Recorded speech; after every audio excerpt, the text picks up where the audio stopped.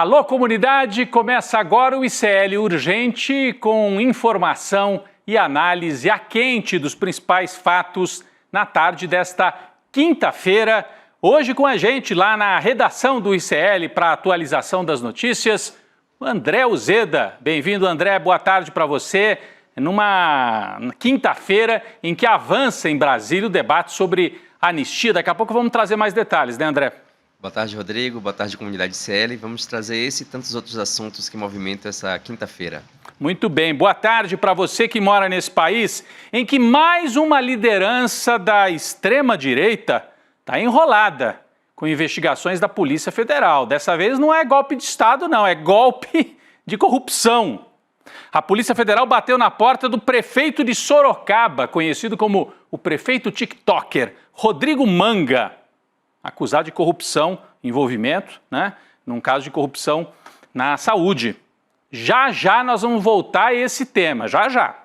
Bom, agora há pouco aconteceu um ato ecumênico no plenário onde está Glauber Braga, o deputado do PSOL do Rio de Janeiro, né, acampado, fazendo greve de fome desde ontem à noite. O Glauber dormiu no chão desta sala na Câmara dos Deputados.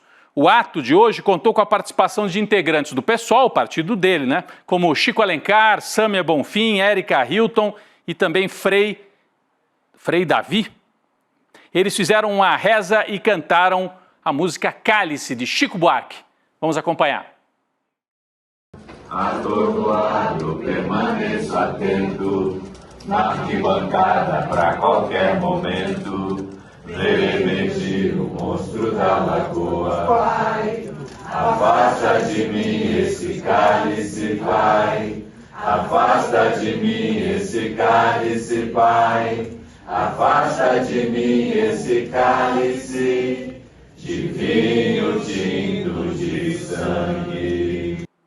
Bem, vamos para a redação. O André Uzeda tem mais informações atualizando o que está acontecendo com Glauber Braga lá em Brasília. André. Rodrigo, a assessoria de imprensa do deputado Glauber Braga enviou uma nota em que disse que o parlamentar vai continuar fazendo greve de fome e pretende dormir mais uma noite no anexo do plenário da Câmara. Glauber voltou a afirmar que a cassação é uma tática radical, fruto de uma decisão política de Arthur Lira. Glauber ainda afirmou que vai até as últimas consequências para preservar o seu mandato. A defesa do PSOLista tenta um recurso na Comissão de Constituição e Justiça, a CCJ. Se o recurso não der certo, a cassação será decidida no plenário da Câmara. Ainda não tem data marcada para isso acontecer. Muito bem, André. Então são os dois caminhos que Glauber Braga tem daqui para diante. E a nossa colega Heloísa Vilela, repórter do ICL, mandou agora há pouco uma apuração para a gente. Ela que circula ali pelos corredores, está acompanhando de perto esse caso. Diz que a defesa de Glauber, presta atenção nisso, é importante, gente. A defesa de Glauber Braga, segundo a Heloísa Vilela, vai atuar em duas frentes. Na CCJ, a Comissão de Constituição e Justiça, a defesa vai levantar a suspeição do relator, Paulo Magalhães, que é da Bahia. Por quê? Porque, como se sabe, o relator do caso já se envolveu num episódio parecido. Agrediu um manifestante na Câmara. Segundo a defesa de Glauber, o regimento proíbe que alguém que já se envolveu em fatos semelhantes relate um episódio desse no Comitê de Ética. Por isso, na CCJ vai ser esse argumento: impedimento, suspeição do relator. Bom, se isso não der certo, a defesa vai tentar no plenário uma tática importante: transformar o que foi um relatório aprovado, o relatório pela cassação, numa resolução levada a plenário. O que muda? Na prática é o seguinte: uma resolução permitiria emendas, adendos, e com isso, em vez de cassação, que foi o que foi aprovado no Comitê de Ética, a punição poderia mudar, por exemplo, para uma advertência, ou talvez uma suspensão do mandato, mas não cassação. Esses, portanto, são os dois caminhos, segundo a Heloísa Vilela apurou, que a defesa pretende seguir nas próximas semanas, enquanto Glauber continua fazendo a greve de fome. Bem, vamos lembrar que Glauber Braga já enfrentou personagens fortíssimos da direita brasileira, emblemáticos.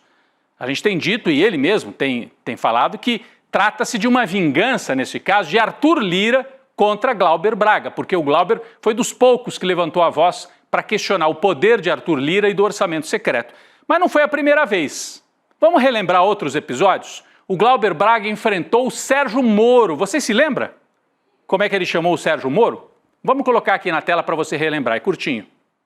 Vai estar nos livros de história como um juiz que se corrompeu, como um juiz ladrão. É isso que vai estar nos livros de história. Então, enfrentou o Sérgio Moro, chamou de juiz ladrão na cara do Moro, quando ele era um sujeito importante. Ali no governo Bolsonaro foi isso, hein? Ao longo do governo Bolsonaro. Mas não foi o único enfrentamento. No dia do impeachment, do golpe contra a Dilma, o Glauber Braga enfrentou nada mais, nada menos do que o poderosíssimo Eduardo Cunha. Vamos relembrar. Deputado Glauber Braga, do PSOL. Eduardo Cunha, você é um gangster. E o que dá sustentação à sua cadeira cheira a enxofre. Eu voto por aqueles que nunca escolheram o lado fácil da história.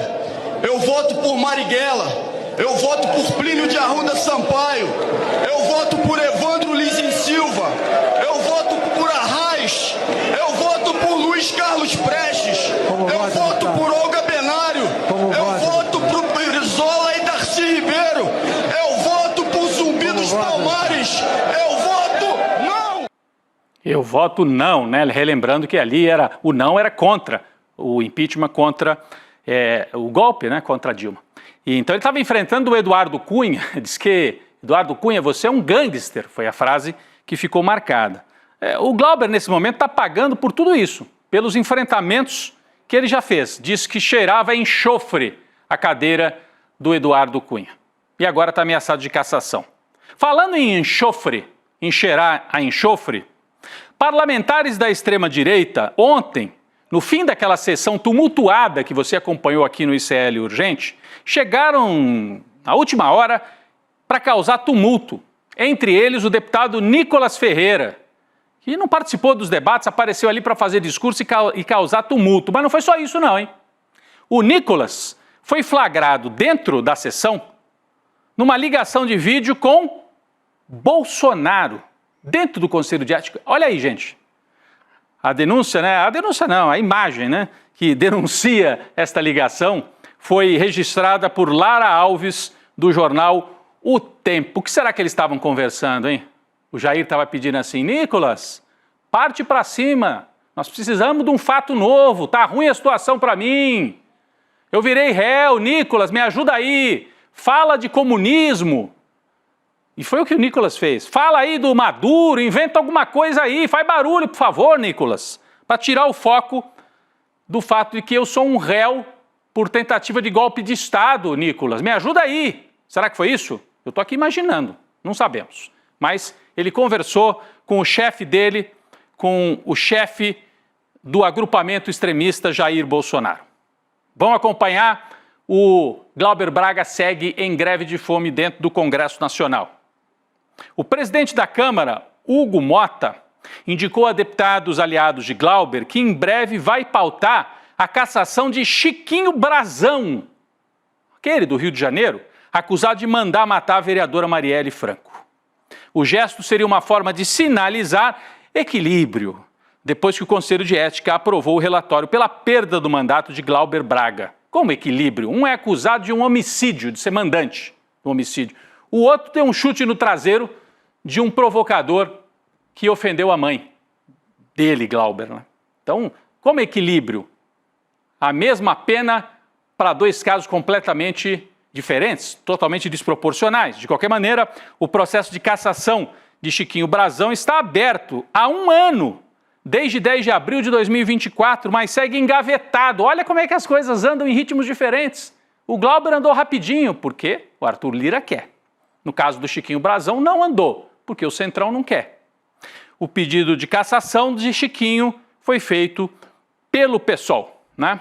Isso no momento em que Chiquinho Brazão estava tentando se livrar até da prisão preventiva, não é isso, André Uzeda? Voltamos com você. O Chiquinho Brazão está lá esquecido, né? Mas está aguardando, porque ele é acusado de um crime gravíssimo, de ser o mandante desse crime. Exatamente, Rodrigo. A Procuradoria-Geral da República se manifestou contra o pedido do Chiquinho Brazão. A defesa havia pedido que o Chiquinho passasse a cumprir prisão domiciliar, alegando questões de saúde por doenças no coração. A defesa chegou a citar, olha só, abre aspas, elevado risco de morte. Um parecer enviado ao STF, no entanto, afirmou que o atendimento médico necessário está sendo garantido. Então, Brazão deve ser mantido em prisão domiciliar. Rodrigo, agora o mais curioso é isso aqui. Quem vai decidir se Chiquinho Brazão continua preso é o ministro Alexandre de Moraes. Tudo importante aí contra a extrema-direita cai na mão do Alexandre de Moraes, né? Que sina que eles têm, né? Chiquinho Brazão também, o futuro dele, prende ou solta, na mão do Alexandre de Moraes. Já o Zeda volta com mais informações. Falando em extrema-direita, o ex-presidente Jair Bolsonaro tem passado boa parte dos últimos dias contando, não é dinheiro, contando os possíveis votos favoráveis ao projeto de lei que pede anistia para os envolvidos nos ataques de 8 de janeiro. Ele até visitou Hugo Mota pessoalmente. Hugo Mota se prestou esse papel, receber o réu Jair Bolsonaro acusado de golpe de Estado. André Uzeda, eu falei que você voltava e voltou rápido para atualizar esse tema também aí para a gente. André? Isso, Rodrigo. Bolsonaro ele tem repetido para seus aliados, quase como um mantra, que ele não vai ser preso. Só que essas chances disso acontecer no STJ do STF é muito difícil. Então, se imagina que ele precisa que o projeto da anistia realmente caminhe. A gente tem uma apuração da nossa colega Heloísa Vilela, né, que ela traz que faltam apenas 5 votos dos 257 necessários para que a aprovação da urgência seja encaminhada. E dessa forma, a pauta seria diretamente para o plenário, sem passar por outras comissões. Conseguiria aprovar em regime de urgência. Só que, além dos deputados, ele precisa também convencer o presidente da Câmara, Hugo Mota, que não tem se mostrado muito favorável a pautar esse projeto. Muito bem. A gente tem aqui essa informação importantíssima. Eu vou só ressaltar, o André Uzeda já trouxe, mas é uma apuração da Heloísa Vilela, outros colegas jornalistas depois também trouxeram esse mesmo dado, de que faltariam apenas 5 das 257 assinaturas para encaminhar a urgência desse projeto da anistia. Portanto, está avançando rápido. Vamos ver se não é blefe, porque a semana passada eles blefaram e diziam que já tinham os votos. O Palácio do Planalto está acompanhando de perto. Nas redes hoje, Lindbergh Farias disse que essa campanha de conquista de assinaturas por parte do bolsonarismo, na realidade é para iludir e manter a militância bolsonarista mobilizada em torno desse tema. A gente tem aqui no telão a mensagem do Lindbergh que ele explica isso. O PL segue com a sua estratégia de salvar Bolsonaro com a anistia. A campanha de assinaturas, na verdade, é para iludir. Tem pouco efeito na casa e vou explicar por quê. Acompanha aqui a explicação do Lindbergh, que é importante. Segundo ele, a Câmara tem 2.245 projetos em regime de urgência. A gente imagina, aprovou regime de urgência, vota. Não, tem mais de 2.000 parados lá, né? Considerando principais e apensados. Algumas urgências estão aprovadas há anos. Então, mesmo que alcance as assinaturas, o PL vai ter que entrar nessa fila, onde já tem mais de 2.000 projetos. E quem tem o poder de pautar é o presidente Hugo Mota. Desde que ele assumiu, só tem votado urgência em projetos que são consensuais no colégio de líderes. Não é o caso do projeto de anistia. Então, para explicar, o bolsonarismo diz, não, se eu conseguir as assinaturas, ele vai ser obrigado. Não é obrigado a pautar. Tanto é que tem mais de 2.000, como lembra aqui o Lindbergh Farias, que estão lá na fila e não entraram no plenário para votação. Isso só acontece se, além da urgência, os líderes tiverem consenso em torno do tema, e esse consenso não existe nem por parte da esquerda e nem por parte de alguns partidos de centro e centro-direita que não querem mexer com esse tema agora. Então, é provável que eles consigam as assinaturas, ou é possível que consigam, e mesmo assim, isso fique aguardando na gaveta do Hugo Mota. Vamos esperar. Vamos sair de Brasília e chegar aqui no interior de São Paulo. Hoje o prefeito de Sorocaba, que fica aqui perto, 100 quilômetros aqui da capital, o Rodrigo Manga, do Partido Republicanos, o mesmo partido do Tarcísio, foi alvo de busca e apreensão da Polícia Federal, que investiga desvio de recursos públicos na área de saúde. A operação, batizada de Copia e Cola, tem 28 mandados de busca e apreensão em 13 cidades do estado de São Paulo e uma da Bahia. Busca e apreensão, tá, gente? Por enquanto não teve mandado de prisão. André Uzeda tem mais informações sobre isso. André? Rodrigo, os agentes da Polícia Federal estiveram nos seguintes lugares, a gente vai listar aqui: na sede da Prefeitura de Sorocaba, na casa e no gabinete do Rodrigo Manga, o prefeito, na Secretaria da Saúde e da cidade, de Sorocaba, no Diretório Municipal do partido e na casa do ex-secretário da Saúde, o Vinícius Rodrigues. Manga é conhecido como um prefeito tiktoker e vem fazendo sucesso nas redes sociais, com vídeos curtos, pretensamente divertidos e que pontuam as ações que ele faz na cidade. Ele foi eleito prefeito em 2020, depois de 2 mandatos como vereador. Antes de ser vereador, antes de ingressar na vida política, ele era vendedor de veículos em uma rede de lojas de Sorocaba e ficou popular ao fazer vídeos anunciando os veículos. Hoje, Rodrigo Manga acumula mais de 6 milhões de seguidores no Instagram e no TikTok e faz bastante sucesso com esse tipo de material. Ele é um personagem dessa nova geração da extrema-direita, essa turma das redes sociais, né? Ele se apresenta, ou alguns o apresentam como uma espécie de Nicolas de Sorocaba. Ele tem pretensões de ser candidato a governador, de ser candidato a cargos maiores, colado sempre nessa turma da extrema-direita. Esse prefeito de Sorocaba, que hoje a Polícia Federal bateu lá na porta dele, inclusive chegou a dizer que o Pablo Marçal, depois de perder a Prefeitura de São Paulo, podia virar secretário lá em Sorocaba. Ele tem uma autoestima bastante elevada, o prefeito Manga, o tiktoker lá de Sorocaba. Ele publicou um vídeo hoje, depois que a PF bateu lá na porta dele, dizendo que a culpa de tudo, adivinha de quem é? A culpa é do Lula. Ele diz, encontraram muita coisa aqui sim, bolo de cenoura, coisas aqui do meu filho, Pokémon, fez piada. E claro, deu um jeito de botar a culpa no Lula, porque é Polícia Federal. Vamos assistir o vídeo, depois eu comento mais. Vamos lá. Foi ao lançar minha pré-candidatura a presidente da República pontuar em 3º lugar nas pesquisas internas, em 2º lugar para o governo do estado, mandaram a Polícia Federal aqui em casa por causa da denúncia e acharam algumas coisas aqui em casa. Bolo de cenoura, Nutella e o Pokémon que o meu filho tanto ama. Sabe o que eu vou fazer? Eu vou mudar minha pré-candidatura agora. Eu vou intensificar mais ainda. Eu não tenho medo de você, presidente Lula, e de nenhuma outra autoridade que está incomodada com a nossa ascensão. Nós vamos mudar esse país. Nós vamos mudar a qualidade de vida da população. Vem morar em Sorocaba, vamos juntos fazer dessa cidade a melhor cidade do Brasil para se viver e do Brasil, o melhor país do mundo para se viver. Calma, Manga. Ele tem realmente a autoestima muito elevada. A Polícia Federal bate na porta dele e ele acha que o Lula está preocupado com o prefeito de Sorocaba, mandou a polícia lá. Calma, Manga, calma.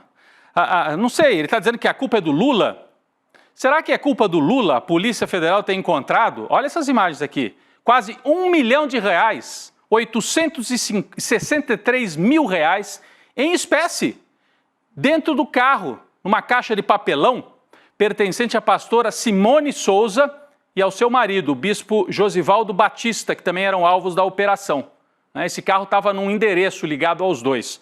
Bom, a pastora Simone, vejam só, é cunhada do prefeito de Sorocaba, Rodrigo Manga.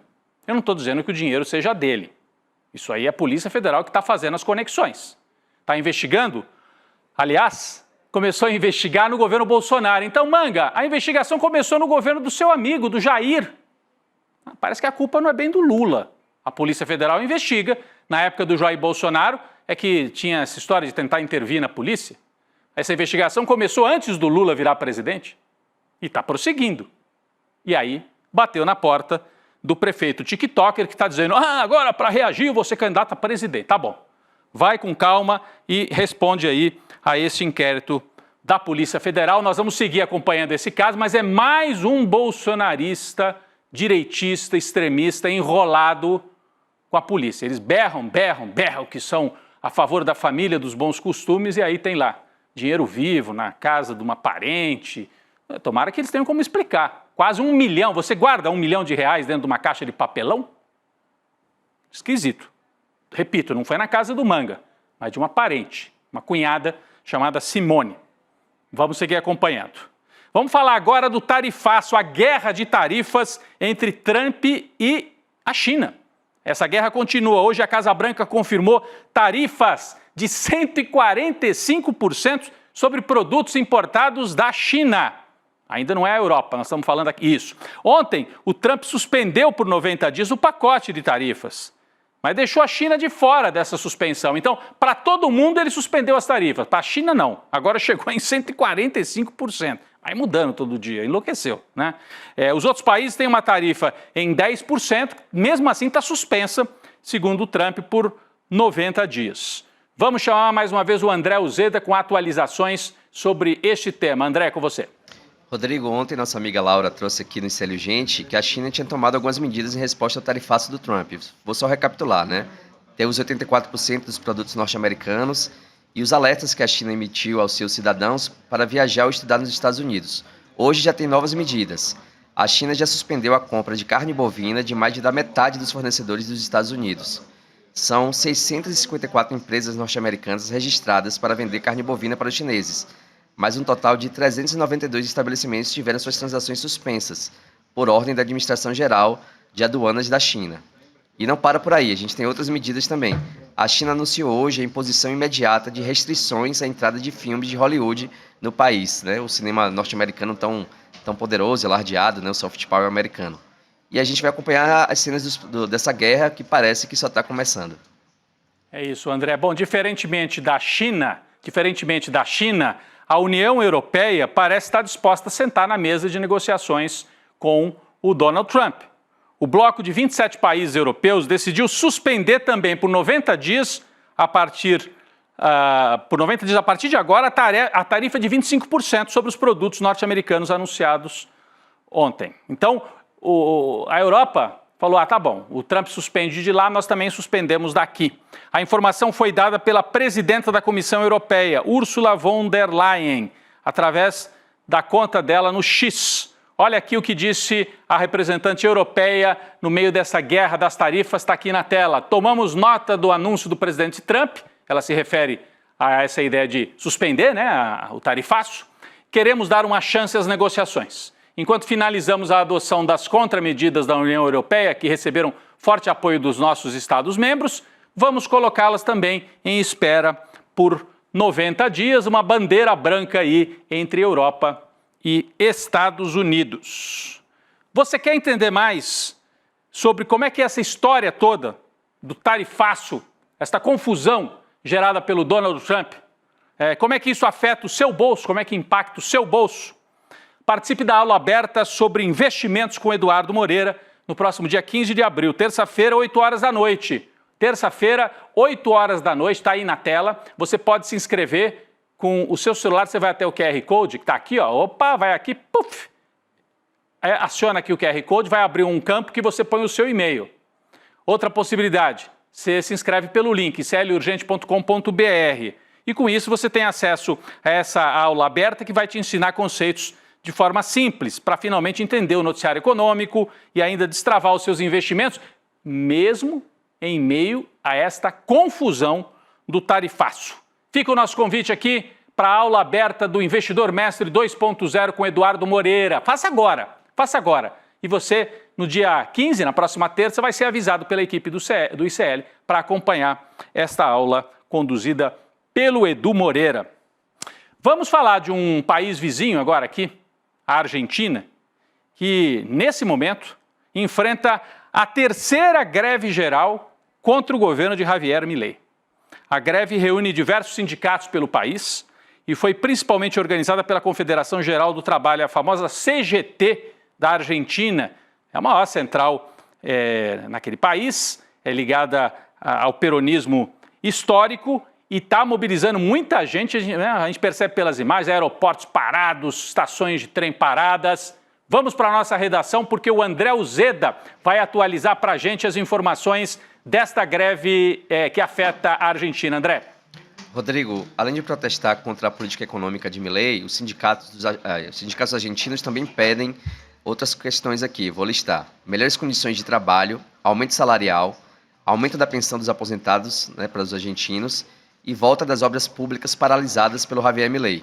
A gente também tem uma lista aqui do que está paralisado no momento. São trens, metrôs e táxis. Os aeroportos estão operando com 45% da capacidade total.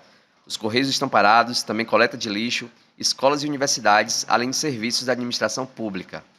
Ano passado, as greves ocorreram em 24 de janeiro e 9 de maio. A gente também tem aqui o que diz o Javier Milei, né, o governo argentino.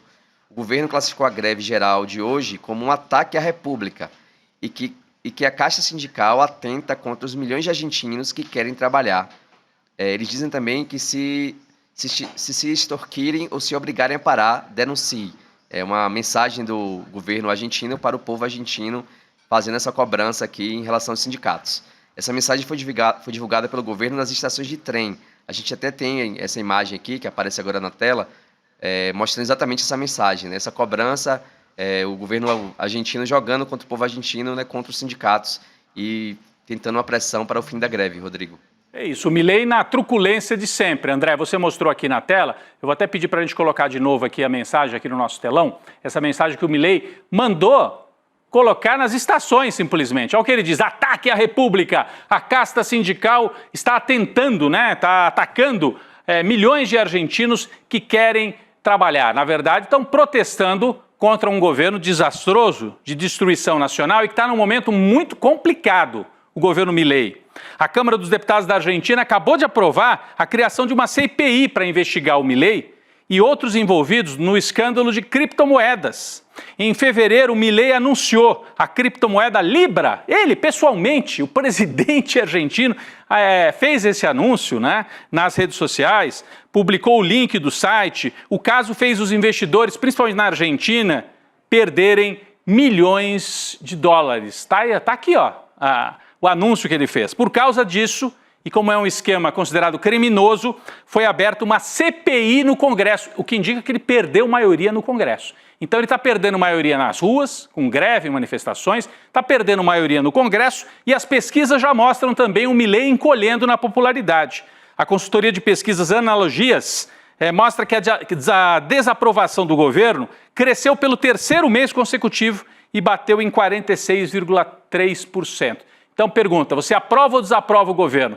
38% aprovam o governo Milei, 46% desaprovam. Ele chega em um ano e pouquinho naquele mesmo patamar que o Lula enfrentou depois de 2 anos com a tal da crise do PIX. Então, a situação do Milei se complica bastante. Tem outros números aqui desta pesquisa que mostra realmente que o Milei vai afundando também, virou uma crise de popularidade e algumas pessoas apostam que talvez ele tenha dificuldade de terminar o mandato. Você acha que o governo de Milei é autoritário? 58% segundo essa pesquisa dizem que sim e 30% só dizem que não. Então vai se consolidando a imagem de um governo autoritário, tanto é autoritário que usa avisos nas estações de trem para uma campanha contra a greve, né? E a greve é um direito, e os argentinos estão acostumados com isso. Vamos falar de um fato importante aqui do Brasil, deixamos um pouco a Argentina, né? O fim da escala 6x1 segue a mobilizar organizações sindicais e movimentos sociais. Dezenas de entidades se reuniram esta semana para lançar um plebiscito popular, que tem como tema o fim da escala 6x1. A ideia é coletar assinaturas em centenas de cidades brasileiras e, com isso, tentar acabar com essa escala 6x1. A primeira plenária nacional de organizações aconteceu esta semana, mais de 400 pessoas participaram e as entidades vão lançar hoje, oficialmente, numa reunião no Largo São Francisco, na Faculdade de Direito, no centro de São Paulo, vão lançar daqui a pouquinho, 6h30 da tarde, a campanha para esse plebiscito, que depois vai às ruas e vão tentar coletar as assinaturas. A gente está aí com a Erika Hilton na tela, porque ela foi das primeiras a encampar esta ideia lá no parlamento. Mas aqui não é parlamento, tá, gente? Aqui é entidades, CUT, movimentos sociais, MST, movimento de mulheres, movimento de negros, moradia, estudantes, o pessoal pedindo o fim da escala 6x1. É um plebiscito que deve ser levado às ruas ainda em 2025 para pressionar o Congresso Nacional. Uma última nota, a Marinha do Brasil entrou na fase final de um processo que pode resultar na primeira expulsão de um militar das Forças Armadas, claro, né, por envolvimento nos ataques do 8 de janeiro.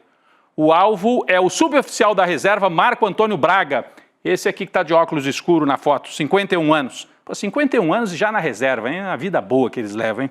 O processo no Conselho de Disciplina foi aberto após o STF condenar o militar a 14 anos de prisão sob a acusação de praticar crimes contra a democracia. Ele foi pego lá no 8 de janeiro. André, o que diz a defesa desse militar da Marinha, hein? Em nota, a defesa defende que a participação do suboficial Caldas foi pacífica e não configura infração disciplinar capaz de legitimar sua expulsão da Marinha do Brasil. O suboficial, no entanto, foi preso dentro do Palácio do Planalto. Seu celular foi apreendido pela Polícia Federal e tinha fotos e vídeos de Caldas no térreo e no segundo andar na sede do Planalto. Em audiência no STF, ele negou que tenha participado da quebradeira e se disse, veja só, um ardente defensor do Estado Democrático de Direito. Caldas chegou a Brasília na manhã de 8 de janeiro em uma viagem gratuita, uma excursão gratuita, e disse que não sabe quem pagou essa viagem. Essa é boa, não sabe quem pagou a viagem. Ele pegou um ônibus assim por acaso e foi lá quebrar tudo em Brasília. E se diz um ardente, tão ardente que eles botaram fogo em Brasília, fizeram Brasília arder nesse 8 de janeiro e pode ser o primeiro a ser expulso das Forças Armadas por participação no golpe de Estado. Logo depois da Páscoa, outros militares devem virar réus no Supremo Tribunal Federal. O ICL Urgente volta amanhã. Eu daqui a pouco estarei lá no N2 com você, com a Gabi, com o Chico Sá, com a nossa equipe de comentaristas, aprofundando as principais notícias do Brasil e do mundo. Obrigado, gente. Até amanhã e fiquem no N2. Valeu! Vocês já prestaram atenção à montanha russa que virou o mercado financeiro? As criptomoedas, algumas semanas parecem o melhor investimento do mundo, nas outras semanas parecem que são verdadeiras pirâmides e que um dia vão perder todo o seu valor. Como é que a gente consegue encontrar alguma referência para poder navegar nesse mundo cada vez mais incerto e, claro, cada vez mais perigoso? Só tem um jeito, gente. Tem que estudar e aprender como é que funciona o mercado financeiro. Eu sei que a primeira reação quando a gente ouve isso é pensar, caraca, mas eu não tenho tempo, não tenho disposição, não tenho nem base para poder aprender isso, base matemática, de economia, mas não precisa ter. É muito mais simples do que vocês imaginam. E eu fiz uma aula para provar isso para vocês. Uma aula onde em pouco tempo eu vou ensinar tudo que vocês precisam saber para poder investir de uma maneira correta e segura. Vai acontecer dia 15 de abril, uma terça-feira, às 8 horas da noite.